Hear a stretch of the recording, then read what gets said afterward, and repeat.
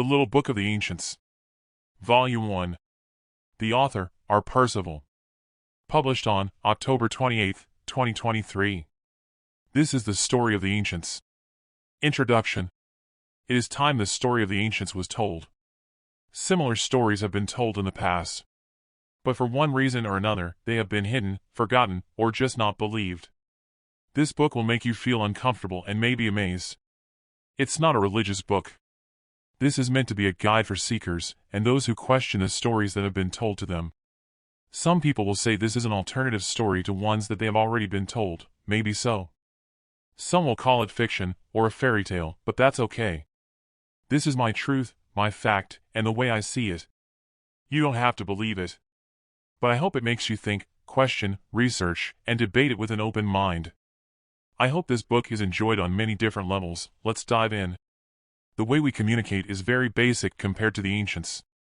They have different ways of communication than us. Some of it I understand, some of it I don't. Our vocabulary and understanding is like a baby's vocabulary compared to theirs. You should think deeply about that, comparatively. So names of places in the universe, beings, things, and words, are different than what we've been taught. Another problem we have is our senses. They say we only have 5. But our 6th and 7th sense we rarely use or are unable to use. There may be more than just 7 senses, no one really knows. Even with that we still fall short. Intelligence also is another story. I'll do my best to use names and words that we all recognize and understand. But there will be new words, phrases, names, and places that I have no choice but to use. Some places don't even exist anymore and or have been named wrong in our history. That also goes for creatures and things. Some timelines have been mixed up. I'll do my very best to explain everything. I'm going to start in the beginning and work my way forward toward us. When you go so far back in time, billions of years ago, time starts getting irrelevant. So mainly, I'm only going to do a simple timeline. You don't have to do any research to understand this book. If you'd like to research, I give some ideas in the book. If you believe time started with a big bang, history has already confused you, my friend. I suggest you research the double slit experiment. The following should help you get started on your own research. It is an experiment with protons and neutrons. Thomas Young discovered light was a wave, not a particle, in 1801. The origin of quantum physics started with Max Planck in 1900. Einstein and Bohr, a few years later in 1927, would debate the double slit experiment using quantum physics. Scientists say it's only accurate at the atomic level. When mass gets larger than the atomic level, everything falls apart. One of the things science needs to do is remove the flesh from the equation. The problem with that is scientists are very close-minded. If you're not part of the establishment, you will not be taken seriously, or you'll be ignored. You have to remember everything you've learned about the universe is an elite group of scientists making up theories. All theories have some kind of basis. But most theories are twisted to fit into this agenda that has been created. An example of this is the string theory. There's one group that believes in creation. There's another group that believes in evolution. They have been arguing for years. Neither one is willing to lose. My theory is they're both right to a certain extent, as long as they don't let the flesh get in the way. Quoted from Google, an odd space experiment has confirmed that, as quantum mechanics says, reality is what you choose it to be. Physicists have long known that a quantum of light, or proton, will behave like a particle or wave depending on how they measure it. End of quote. That experiment was done in 2017. That measurement was based on observing it or not. What the experiment seems to prove, our reality is based upon intelligent observation. Theoretically, our universe did not exist until there were intelligent beings that observed it. Therefore, it took observation from intelligent being or beings to bring forth our universe to be solid visible matter, billions of years ago. Virtually, that is what quantum physics has proven. All magic is a science you don't understand. Some call this intelligence the universe. I prefer to call these intelligent beings the architects, because they created the universe by observing it. My definition of observing creation in this text is creating matter by thought, imagination, and manifestation of collective minds of omnipotent, worthy, righteous, intelligent, like-minded, immortal beings, by using all of their senses available to them. This was the very first root race. We're going to call this race the Pylorians. Warning, this book may cause anxiety, so proceed with caution. Chapter 1. The First Root Race. The Pylorians were the first non-physical beings to observe the universe. Some say God created them, but how they were created is unknown. They appear to be the first.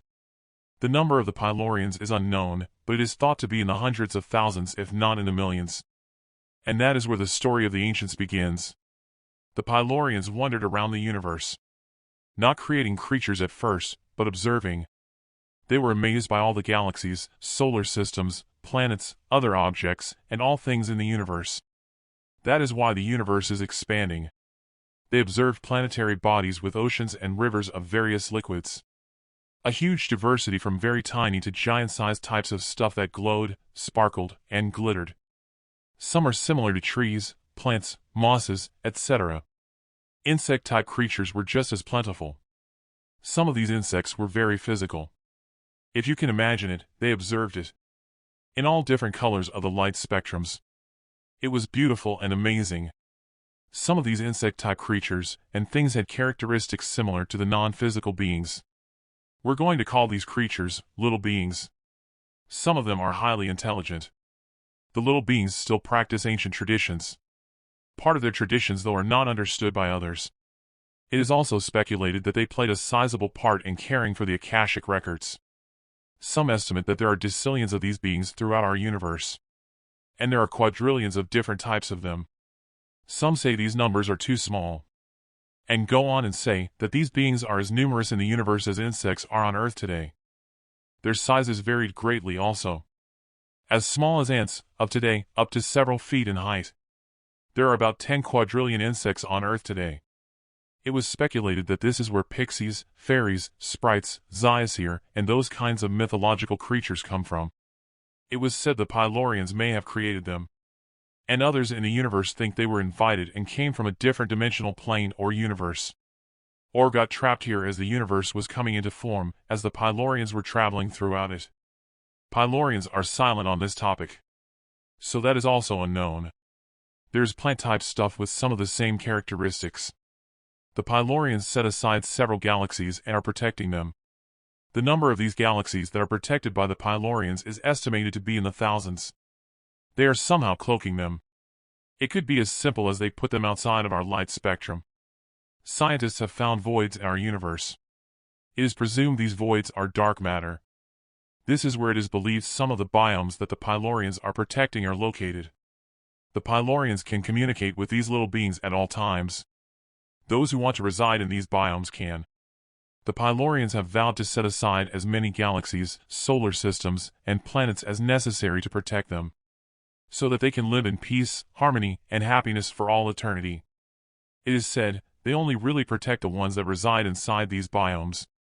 Nothing in the universe has ever questioned the Pylorians' determination or dedication to these little beings, creatures, and things. At this time nothing else on this topic is known.